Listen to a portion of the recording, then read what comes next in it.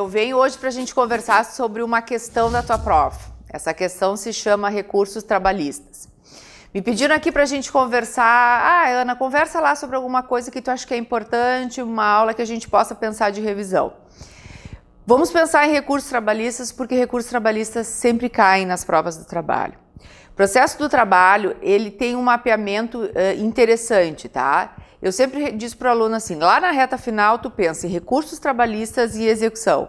E no mais das vezes, acontece de essas duas matérias se fundirem, ou seja, o recurso cabível na execução.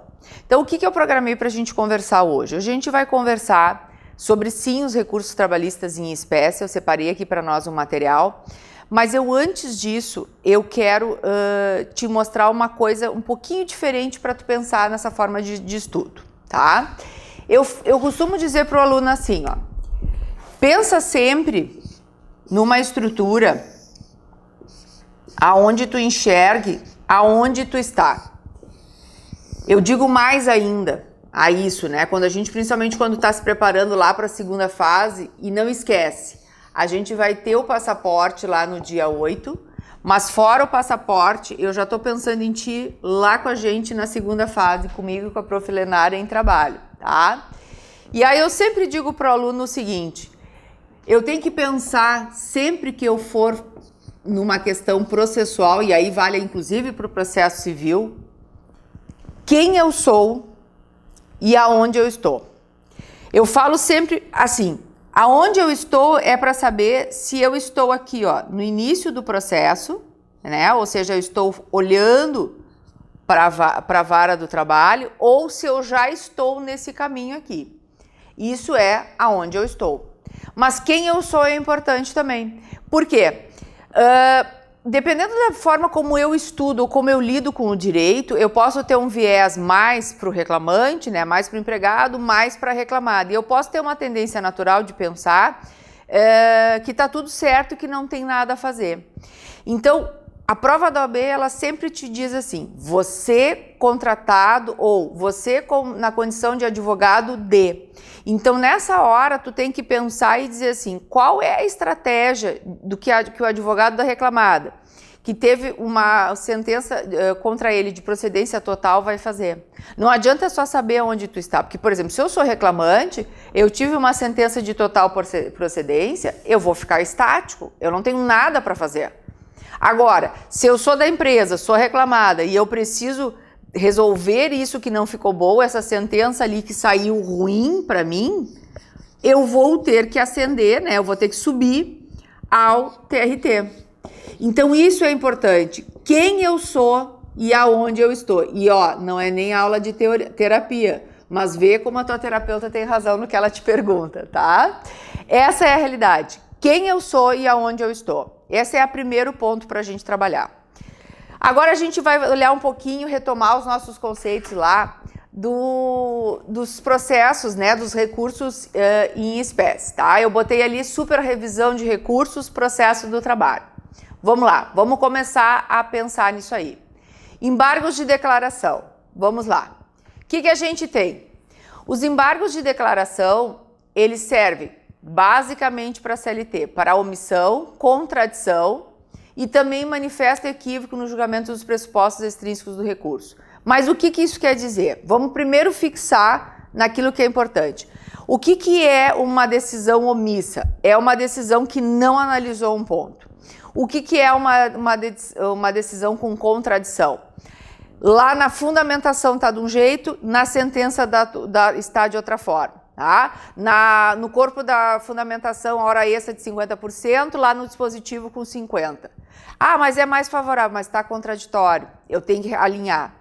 Embargo de declaração é para arrumar a casa, embargo de declaração é para corrigir nulidade.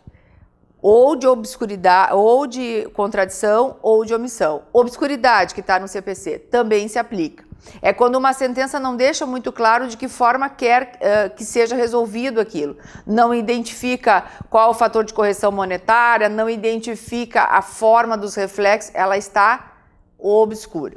Isso é o tradicional dos embargos de declaração. O que embargos de declaração tem a mais? Embargos de declaração também tem uma característica bem específica dentro da CLT, que está na parte final do 897A. Manifesto equívoco no julgamento dos pressupostos extrínsecos do recurso. Cansei. O que quer dizer isso? Essa frase é longa, eu nem entendi o que tu quer dizer. É o seguinte. Da sentença, eu interponho o recurso ordinário. Esse recurso ordinário, primeiramente, ele é dirigido ao próprio juiz que prolatou a decisão, com a ideia de que ele promova a subida, ou seja, que ele intime a parte contrária para contrarrazoar para o recurso subir. O que acontece? Ele faz aqui o que a gente chama o primeiro juízo de admissibilidade e o tribunal fará o segundo juízo de admissibilidade. E isso vale aqui como vale daqui para lá também, tá? Essa é a ideia, cada um vai fazer. Que pressupostos extrínsecos são esses? Aqueles que a gente conhece. Tempestividade, legitimidade, ou seja, se o procurador tem de fato procuração nos autos para isso, e preparo. Ao analisar esses requisitos, ele vai admitir o processamento e intimar a parte contrária para que ela ofereça as contrarrazões. Se ao contrário, nesse primeiro exame, ele diz que não está aceito, ele não deixa processar o recurso. A lei fala de que nós podemos apresentar, nesse caso, embargos de declaração a esse juiz, novamente, dizendo a ele assim, ó, olha só, lá quando tu disse que o meu recurso não era tempestivo, tu erraste, porque tinha um feriado local e eu não tinha obrigatoriedade de cumprir o prazo naquela data. Isso postergou esse cumprimento. Isso é possível através dos embargos de declaração. Como é que a gente enxerga, via de regra, isso? E, inclusive, a prova da OAB faz assim.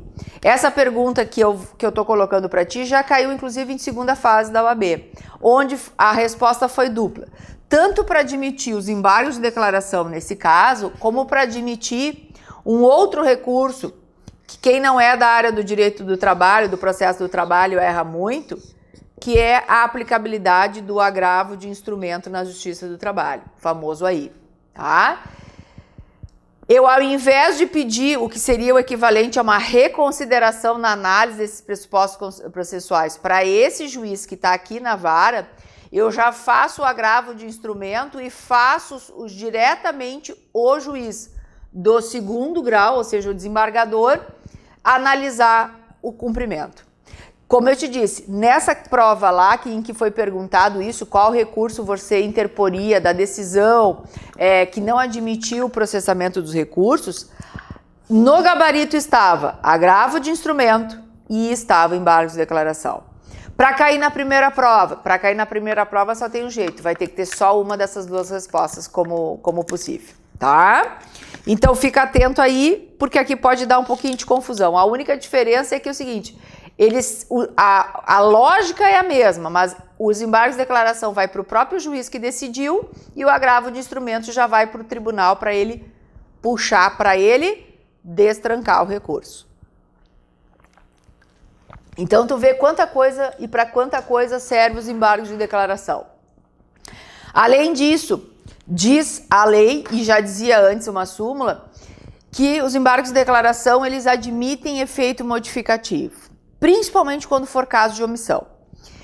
Se o juiz, ao receber os embargos de declaração, ele se depara que, de fato, ele não analisou os reflexos das horas extras, uma coisa ele sabe, ele vai ter que analisar e provavelmente ele vai modificar. Pode ser que eu pedir reflexos absurdos, descabidos, que nem existam. Bom, aí não vai ter nenhum acréscimo na condenação, mas ele vai fazer análise. Mas lá do outro ele pode dizer, opa, vai ter acréscimo. Aí ele intima, olha só, nos embargos de declaração ele intima a parte contrária como condição de validade para esse efeito modificativo. Então, não é nem o recurso ordinário ainda, é embargo de declaração e a outra parte pode ser intimada para apresentar sua resposta aos embargos de declaração. Isso porque a lei diz que é admitido o efeito modificativo, tá? A lei ainda diz mais, erros materiais. O que são erros materiais? Erros materiais são erros simples. Uma data, um nome, né? Às vezes chamar de condenar a primeira reclamada, quando na verdade era condenar a segunda reclamada ou o inverso. Esses erros materiais, eles sequer precisariam dos embargos de declaração. Poderiam ser feitos por simples petição, é o que diz a lei, tá? Essa é a ideia dos erros materiais. Eu sequer precisaria dos embargos de declaração.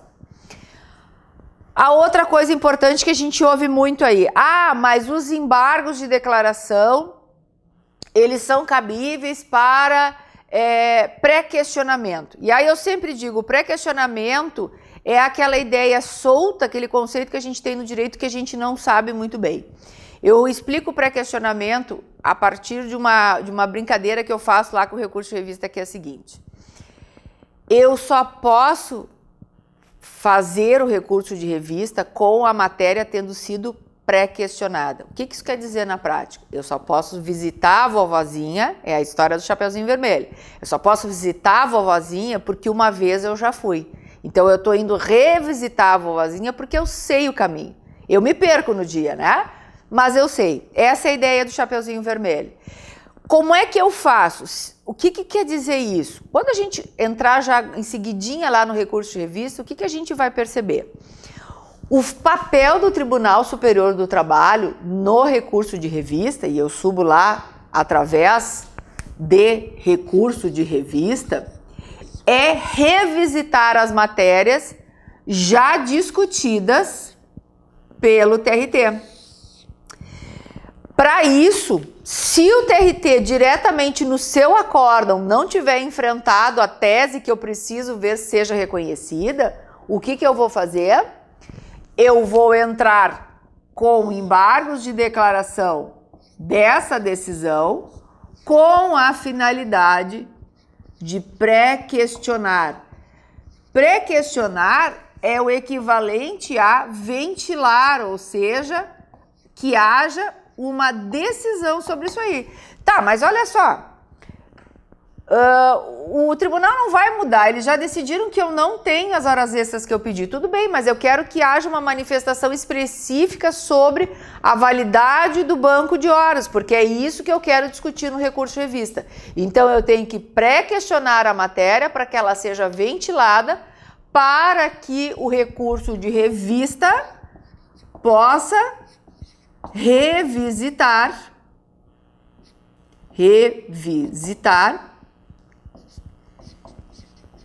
a matéria. Porque eu só revisito quem eu uma vez fui visitar. Por isso que eu falo do Chapeuzinho Vermelho, tá? Então esse é o objetivo. É por isso também que a gente diz que, via de regra, eu não preciso apresentar embargos de declaração da sentença. Por quê? Porque como o efeito devolutivo é amplo no tribunal, ele vai poder colher todas as teses que eu coloquei. Ele tem já a decisão de que as horas extras não são pertinentes, mas eu vou poder reavivar aqui, por exemplo, a validade do banco de horas. Agora, eu não tenho isso daqui para cá, então aqui eu até não preciso fazer embargos de declaração no chamado grau ordinário para... Aqui a gente tá, vamos só lembrar que eu gosto de fazer essa divisão. No grau ordinário. Então eu não preciso fazer essa divisão ou esse estudo através dos embargos de declaração aqui, porque eu estou no grau ordinário de jurisdição, mas daqui para cima eu já preciso, tá? E ainda coloquei ali uma questão importante. A gente diz que os embargos de declaração, eles interrompem o prazo dos demais recursos. É que assim, quando sai a sentença, eu tenho o dia 1, o dia 2, o dia 3, o dia 4, o 5, o 6, o 7 e o 8 para interpor o meu recurso ordinário.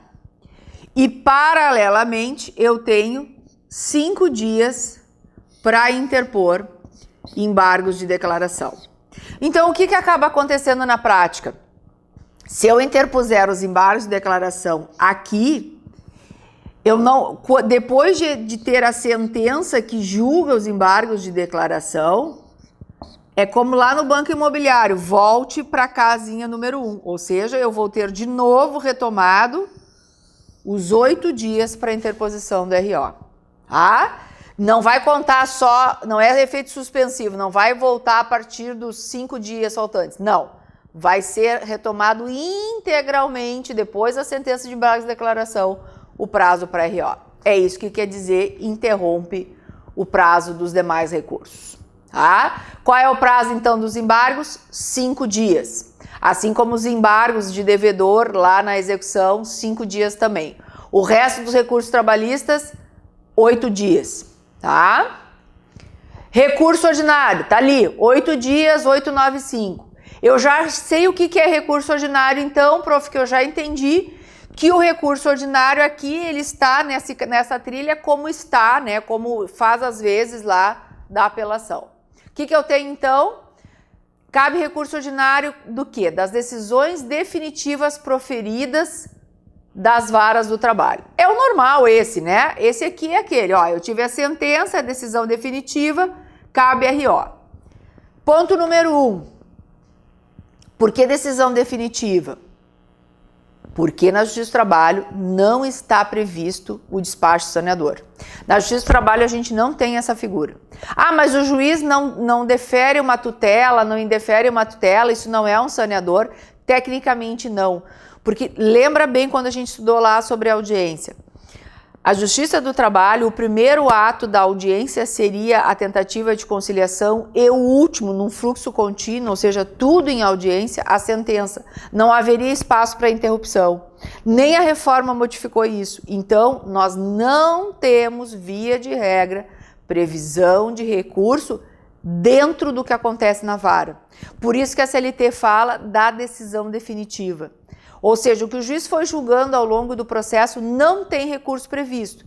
E isso nos leva àquela lembrança de que o que acontecer dentro da vara, ou seja, as decisões que acontecerem dentro da vara, elas somente vão poder ser desafiadas por mandado de segurança. Por quê? Porque quando não se tem recurso previsto, o remédio heróico, que é o mandado de segurança, resolve. Então, olha só, mandado de segurança é o meu caminho aqui, certo? Mas se eu estou falando da decisão da sentença, aí eu tenho recurso ordinário para retomar.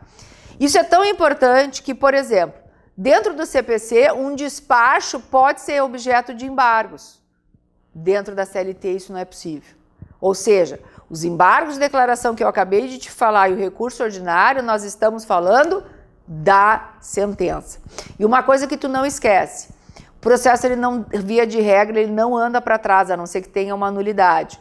Portanto, se eu estou falando em sentença, eu já não tenho mais cabimento de eu pensar em oferecer contestação. Se eu estou falando em sentença, eu só posso pensar ou em embargos de declaração, se tiver alguma nulidade para ser corrigida naquela decisão, pedindo que o próprio juiz que decidiu resolva, ou mandar para cima para revisão, que é o recurso ordinário.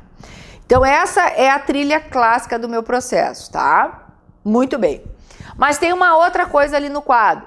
Das decisões finais terminativas ou definitivas de processos de competências originárias do TRT. Pessoal, o que pode acontecer? Existem processos que nascem no TRT por conta da competência hierárquica, tá? Vou pegar um exemplo aqui para tratar de um processo que nasce dentro do TST. A ação de dissídio coletivo. E aí vai uma dica para vocês, deem uma lida lá no processamento das ações de dissídio coletivo. Às vezes eles perguntam para saber como é que são os honorários nas ações de dissídio coletivo, como é que eles se processam. Não esquece de dar uma lidinha lá no 114 da Constituição, em ter bem clara a questão do comum acordo, dá uma revisadinha que vale a pena. Para nós aqui só importa dizer nesse momento que essa ação de dissídio coletivo, diferente da Ana que está aqui embaixo, ela já começa aqui. Então, o sindicato, quando ele interpõe uma ação de dissídio coletivo, ele já faz isso dentro do TRT. Então, esse acórdão que vai ser feito dentro da ação de dissídio coletivo, na verdade, é a primeira decisão desse processo. Logo, quando eu quero levar do TRT para o TST essa decisão a recurso, eu levo ele de recurso ordinário. Então, olha que estranho. No TST, eu interponho via de regra o recurso de revista, mas eu também posso, em casos especiais, se a ação nasceu no TRT, levar ela para o TST de RO. Por isso eu disse, não basta só saber aonde eu estou, eu tenho que saber quem eu sou. Se eu sou o sindicato e eu entrei no TRT com essa ação, eu só vou conseguir levar isso para cima de RO e não RR. Por que não é RR? Está indo para o TST? É porque é recém a primeira decisão. Ah, mas não vai caber daí RR em ação de dissídio coletivo? Claro que vale. Mas aí ela tem um processamento interno dentro do TST. Ela sai da turma e vai para a sessão de dissídios coletivos através de RR. Ou seja, ele existe, mas é um outro caminho que ele vai tomar. Tá? Bom, botei ainda uma outra questão sobre o ponto das decisões finais de primeira instância. Tá? A Justiça do Trabalho, ela antes tinha um nome interessante para os seus órgãos de primeiro grau, em que não se chamava de vara do trabalho, se chamava Junta de Conciliação e Julgamento. Ou seja, apenas frustrada a conciliação é que se ia a julgamento. A ideia da Justiça do Trabalho é conciliar, é fazer acordo, é fazer a transação. Quando o juiz, em meio a uma audiência ou por meio de petição, ele concilia o feito, o que ele quer dizer? Ele consegue chegar com que as partes façam um acordo ou elas trazem esse acordo. O que ele tem que fazer? Ele homologa por sentença essa decisão. Logo, isso é uma sentença, é uma decisão, inclusive cabível de execução, porque se eu não cumprir o acordo, eu retomo o fluxo do processo para execução. Muito bem. Esse acordo é homologado por sentença, só que essa sentença, como está ali para o teu quadro, ela não cabe recurso. Uma vez feito o acordo, ela não cabe recurso. Como é que eu ataco um acordo feito na Justiça do Trabalho? Apenas por ação rescisória. E ação rescisória é aquele negócio complicado com todos os requisitos que a gente conhece no CPC, ou seja, tem que ter algo muito forte, uma nulidade, algo que coloque assim. Deixei também ali sobre as decisões finais de primeira instância uma outra questão também. A única exceção que a gente tem no acordo de se poder fazer recurso não são as partes, presta atenção. Quando o reclamante e a reclamada fazem um acordo por 20 mil, esse é o limite, não adianta se arrepender no outro dia. Mas o que pode acontecer? Para tentar fugir de tributação, a parte vai lá e coloca um valor, como é que eu vou dizer assim, totalmente indenizatório para não ter nada de contribuição previdenciária. Né? Só ter alguma coisa lá relativa ao imposto de renda. A Previdência Social, ela pode fazer um recurso com relação à discriminação dessas parcelas. Por quê? Porque ela não participou do acordo. Só que ela está sendo lesada porque supostamente é tudo indenizatório. Então, vê bem, acordo homologado por sentença não se recorre, só pode entrar com ação rescisória. A exceção é a Previdência Social, porque se a Previdência Social se der por conta que está se fazendo isso para fraudar o recolhimento previdenciário, ela recorre para mudar a natureza das parcelas, não o valor, a natureza das parcelas, ou seja, que se considere o que tem que se recolher para a Previdência. E cuida lá na tua CLT, tem uma disposição específica hoje trazida lá sobre a natureza das parcelas, a partir do artigo 832, dando lá o valor mínimo que tem que ter de recolhimento em alguns casos da Justiça do Trabalho, né? Pelo menos observar o salário nesse caso, tá? O que eu coloquei na outra linha já está aqui, ó.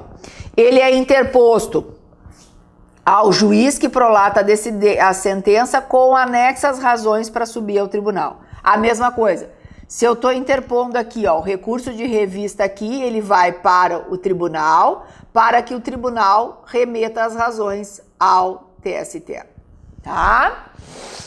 O juiz, então, admitindo, ele intima a parte contrária para apresentar contra-razões, que também são no prazo de 8 dias, tá?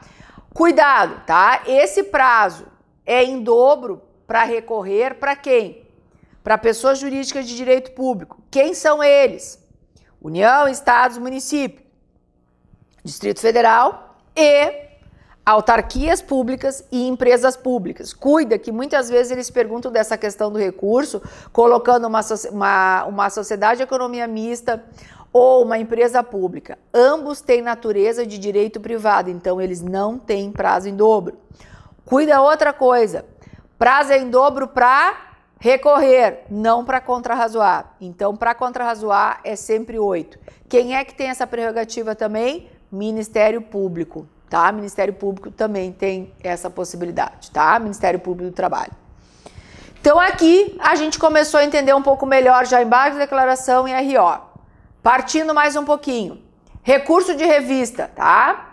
O recurso de revista a gente já começou a entender, ele então é um recurso de grau extraordinário, ele precisa do pré-questionamento e ele tem, na verdade, 3 hipóteses de cabimento. Eu vou começar com aquela que é mais fácil, para a gente não ficar com tanta dúvida de como é que a gente processa ela. Qual é a ideia do recurso de revista? Pensa assim, ó, tu tem 24 TRTs, tá? No Brasil. Tu tem 24, talvez, modos de decidir questões, interpretações jurídicas, tá? A ideia é poder uniformizar a jurisprudência deles. Então, a grande questão que serve o recurso de revista é para unificar essa decisão.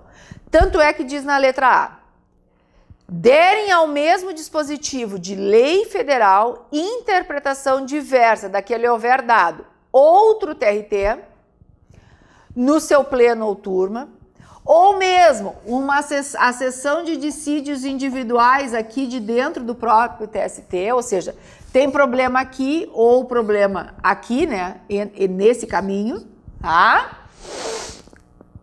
Ou contrariar em súmula de jurisprudência uniforme dessa corte, ou seja, contraria súmula, ou ainda aqui OJ, né? Ou ainda versus súmula vinculante do STF. Não é qualquer súmula, mas é súmula vinculante. Para que tudo isso? Uniformizar. A grande questão é uniformizar. É tentar dar um pouco de ligação entre isso, tá? Além disso, e aí eu vou pular para C, proferidas com violação literal de dispositivo de lei federal ou afronta direta e literal à Constituição Federal. Se ainda que não contrariando decisão de outro TRT, outra SDI, ou súmula vinculante, o que essa decisão fizer contraria lei federal ou Constituição Federal diretamente, eu também posso processar o recurso de revista. Ou seja, é violação direta. É algo assim que negou validade. Não é uma interpretação mais ou menos, é negativa de validade. Isso é a regra. Tu vê que em nenhum momento aqui a gente fala daquele famoso reexame de fatos e provas. Porque o intuito do recurso de revista é exatamente esse. Não é dizer se o tribunal julgou bem, dada aquela circunstância fática. É se duas pessoas, e aí nós vamos pensar em 2 jurisdicionados, tá? Que procuraram, pelo mesmo motivo, o judiciário, tiveram decisões conflitantes, eles têm direito à unificação. Então vamos lá. Eu consegui compreender que tanto aqui é um trabalhador lá do Magazine do Falcão e do Magazine do Falcão que trabalha aqui, os dois comprovaram que tem hora extra, só que esse aqui disse que tá tudo ok da forma que a empresa apurou para não pagar, e esse aqui diz, não tá tudo ok da forma que apurou, tem hora extra. Eu tenho direito a recorrer ao TST para uniformizar a jurisprudência. Não é para dizer que esse aqui examinou mal a prova porque não percebeu que tinha hora extra e esse aqui tinha. Não. Isso aqui são situações diferentes. Isso não é objeto de recurso de revista, tá? É para situações iguais, mas com julgamentos diferentes. Então, situações de fato iguais, ou seja, fatos e provas iguais, idênticos, mas com julgamento diferente. Isso é recurso de revista, tá? Então, a última parte, derem ao mesmo dispositivo de lei estadual, convenção coletiva, acordo, sentença ou regulamento de observância obrigatória em área territorial e interpretação diferente. É a mesma história. São TRTs diferentes que estão julgando normas coletivas, leis estaduais ou regulamento empresarial de forma diferente. E só lembrar que lei estadual trabalhista é raro, né? Normalmente são leis, aliás, pela Constituição são leis federais ou eventualmente até municipais, e que a lei estadual, para poder ser possível de recurso de revista, é só do estado de São Paulo, que é o único lugar em que nós vamos ter um estado com 2 tribunais podendo decidir, né, uma mesma lei estadual com aplicação diferente, tá? Lembrar também que no recurso de revista só cabe na execução, né, depois de ter acontecido um agravo de petição, e a única hipótese é a violação literal de Constituição Federal. O que isso quer dizer?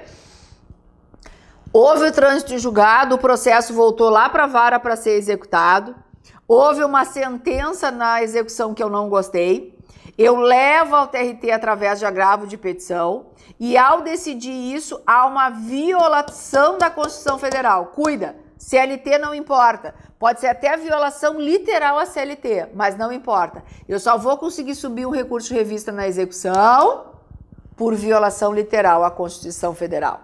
Esse é o nosso recurso de revista. Pressupostos específicos, tá? Pré-questionamento que a gente já viu o não reexame de fatos e provas, e a gente tem que lembrar, tem um artigo específico lá, o artigo 896A, que fala da transcendência da causa. É semelhante, não é igual, mas é um irmão quase gêmeo da repercussão geral. Para que o recurso de revista seja aceito o seu processamento, ele tem que ter o quê? Ele tem que mostrar que não é só o problema daquele indivíduo, mas que ele transcende, ou seja, ele tem uma coisa que vai para além daquela causa. Isso é a transcendência, tá?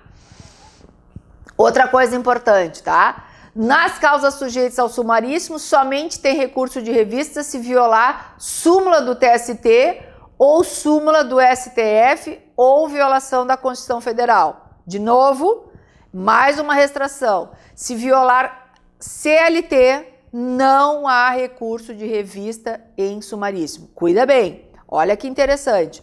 No recurso de revista em geral, se violar a Constituição ou violar a CLT ou legislação esparsa, FGTS, Vale Transporte, tem recurso de revista. No sumaríssimo, não tem.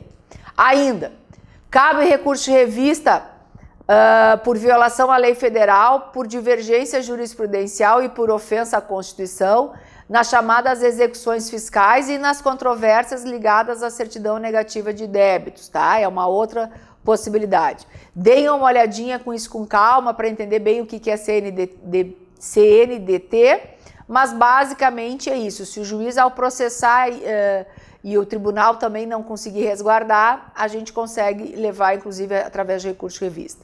E por fim, lembrar, além do recurso ordinário, a gente pode ter aquela figura do reexame necessário.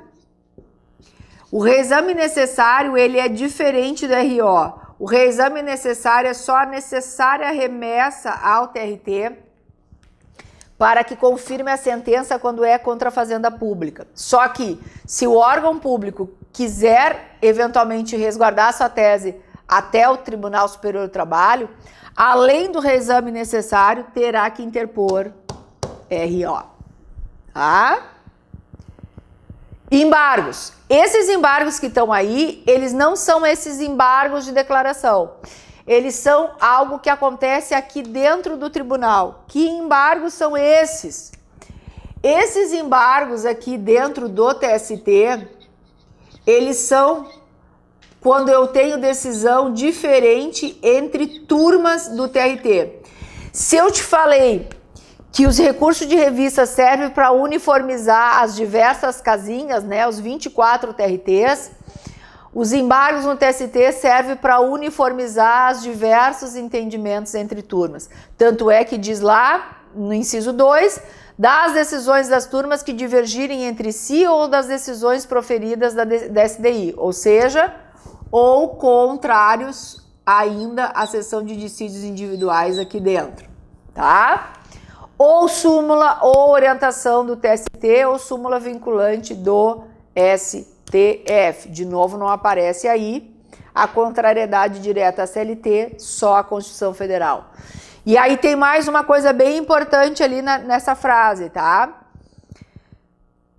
Ela acabou de cair recentemente em prova da OAB. A pergunta era, no 37º exame, foi exatamente sobre qual recurso cabível entre decisão de turmas entre si. Envolvia um caso lá que eles falaram no reconhecimento de vínculo de motorista de aplicativo e duas turmas tinham divergido. Qual era o recurso cabível? Embargos. Esse é fácil, professora, já entendi. Tá. E o inciso 1? O inciso 1 também é, na verdade, no outro caminho, que é o caminho dos dissídios coletivos, lembra o que acontece, tá? Conciliar, julgar ou homologar conciliação em dissídios coletivos que excedam a competência do TRT e estender ou rever sentenças normativas do TST, salvo nos casos previstos em lei. Lembrando, no dissídio coletivo, eu vou ter recurso de revista, mas da turma para a sessão de dissídios coletivos. Só que, ao decidir a sessão de dissídios coletivos, ela pode ter uma decisão não unânime. E se não tiver uma decisão unânime, seriam aqueles embargos infringentes lá do cível, eu tenho a hipótese de cabimento de embargos. É para uniformizar a casa também, ajeitar a história, tá? Lembrando que, ao tentar processar os embargos e eu não conseguir fazer com que eles sejam admitidos, ou seja, sejam processados, a lei prevê, cabe agravo. Que agravo é aquele dali? É um que a gente vai ver já na sequência, o chamado agravo interno.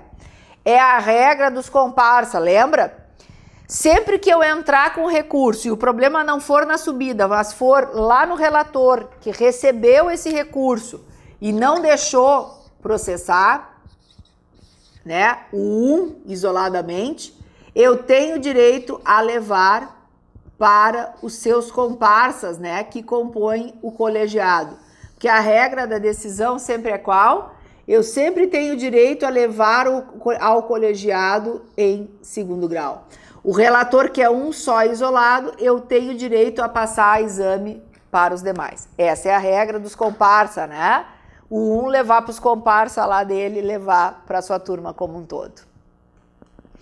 Recurso extraordinário em matéria trabalhista existe igual no cível. Qual é o prazo? 15 dias, tá? Quando é que ele cabe? Do mesmo jeito que tu sabe. O detalhe é que, então, ele vai ser processado depois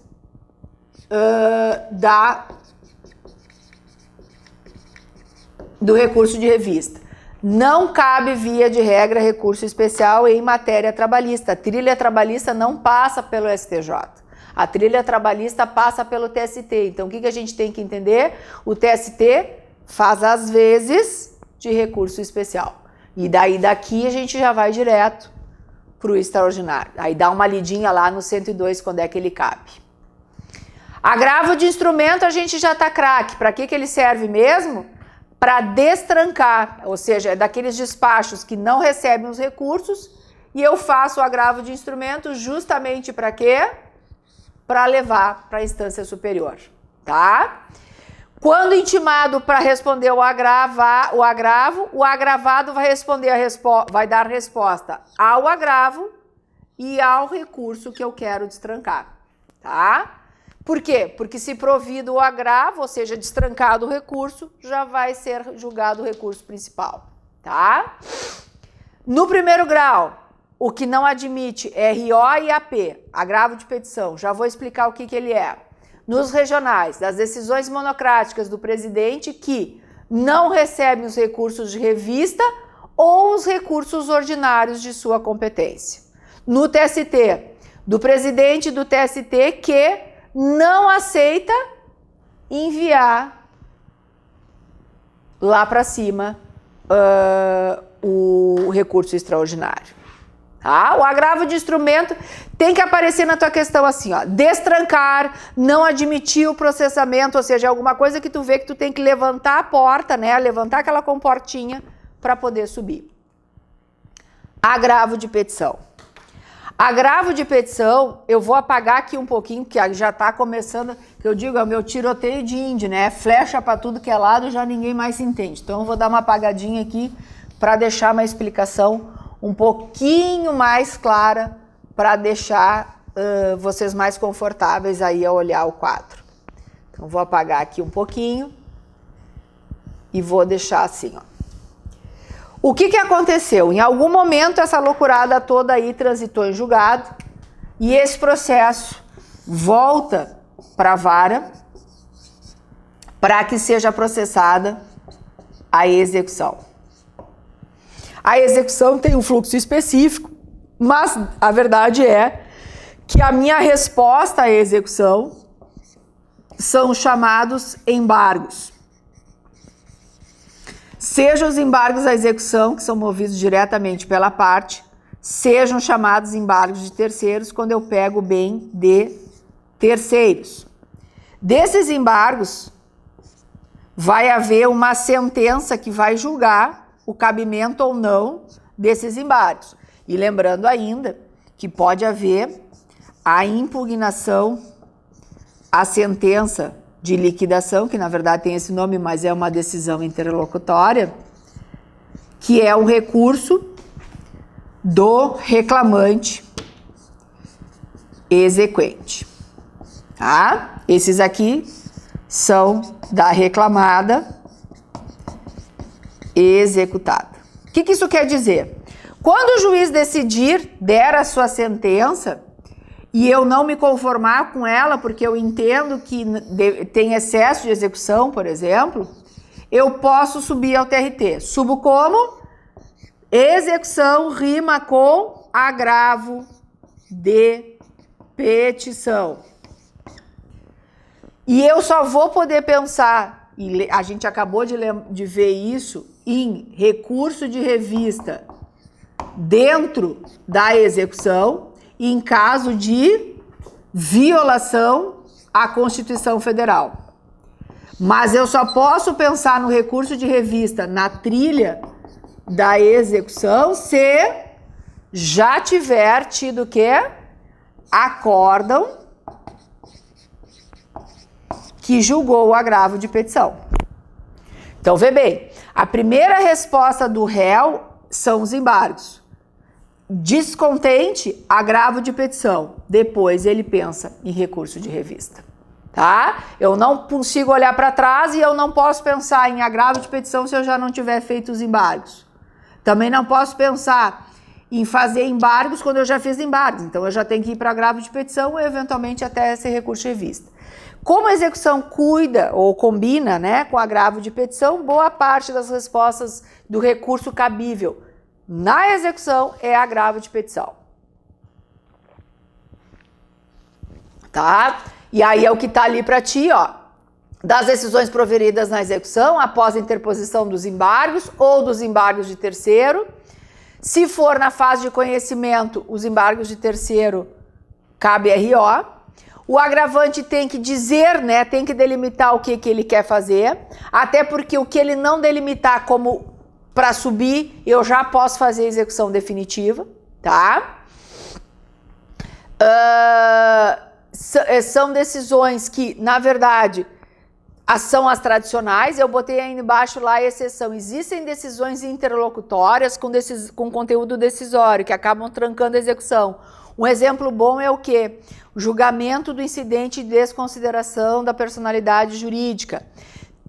Virou moda fazer perguntas sobre isso. A última não perguntou, mas é bom dar uma lida lá sobre o incidente, sobre qual o recurso cabível. Lembrando, incidente de desconsideração da personalidade jurídica.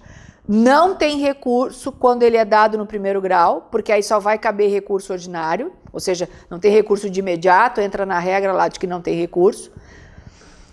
O recurso na execução é o agravo de petição, ou seja, se a sentença te coloca para dentro da execução, tu é um sócio, tu tem agravo de petição e a gente já viu, não precisa ter, é um dos poucos, é a única circunstância em que eu vou poder entrar com o agravo de petição, mesmo sem ter garantido o juízo, porque a regra da Justiça do Trabalho sempre é garantir o juízo para poder entrar com os embargos, tá? Então, eu tenho essa exceção. E o agravo interno, se vamos dizer assim, a inclusão, né, da desconsideração acontecer dentro do próprio TRT, for uma decisão lá do relator, tá? Esse é o famoso agravo de petição. Aí tá aí, ó, é essa parte aí que eu quero te chamar, tá? Lembrando que esse incidente suspende o processo, porque ele suspende, porque se eu não gostar da sentença, eu interponho o agravo de petição para subir, tá? E aquilo que eu falei, na execução eu entro com o agravo de petição da sentença que me colocou dentro da ação, mesmo sem garantir o juízo, tá? Agravo regimental, e é isso que eu estava falando para ti, que é a regra dos comparsas, tá? São previsões que a gente tem para decisões do relator para levar para a turma. Então, eu botei aí alguns exemplos, vocês deem uma procuradinha lá para poder chegar até eles, tá? Não vou me ater muito a isso, mas é só para vocês entenderem. E aí não acabou, porque agora, depois de ter explicado toda essa caminhada aqui, eu quero te fazer um resumo. Então, eu vou apagar tudo que eu fiz até aqui e eu vou te colocar no quadro um resumo para tu entender. Eu sempre penso assim, ó, eu sou das antigas, né? Na minha época tinha um álbum que a gente fazia que era o Amar É, né? Aquela história assim, se você ama, você faz isso, tá? Eu aqui vou fazer um Amar É para vocês, né? Ou seja, qual é o significado de cada um dos recursos. Então vamos devagarzinho para entender eles, tá? Vou começar de baixo para cima. Vou botar aqui, ó. Vou botar em azul. Mandado de segurança. Eu falei de uma possibilidade. Já vou aproveitar para botar os dois. Igual a... vamos botar assim. Processo... Não, vamos botar aqui melhor assim. Mandado de segurança é igual a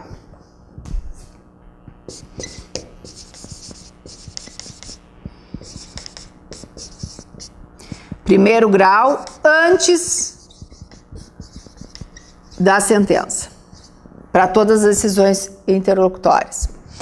Eu vou ter uma segunda possibilidade. Entrar já direto no segundo grau, quando houver decisão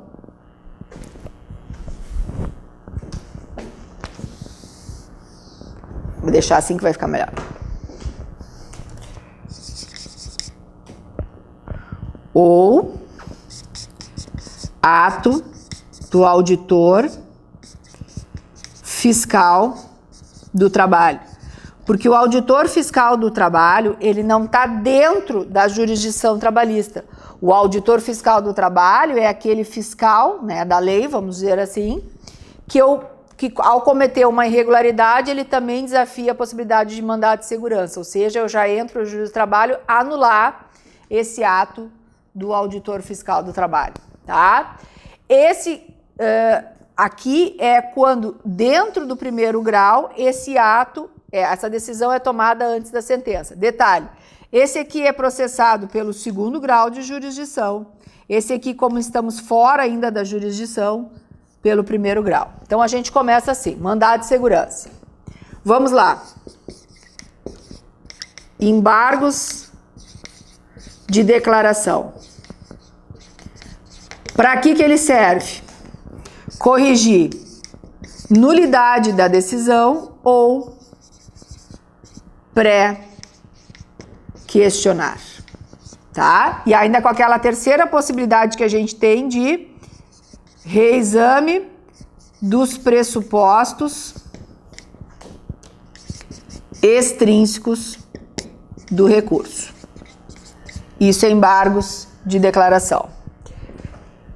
Recurso ordinário.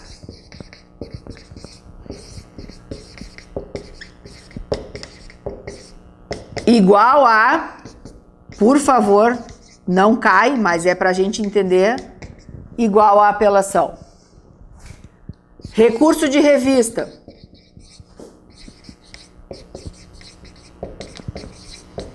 Igual a recurso especial. Gente, não é igual, mas é para vocês entenderem que o que tu aprendeu lá no cível se aplica aqui, tá?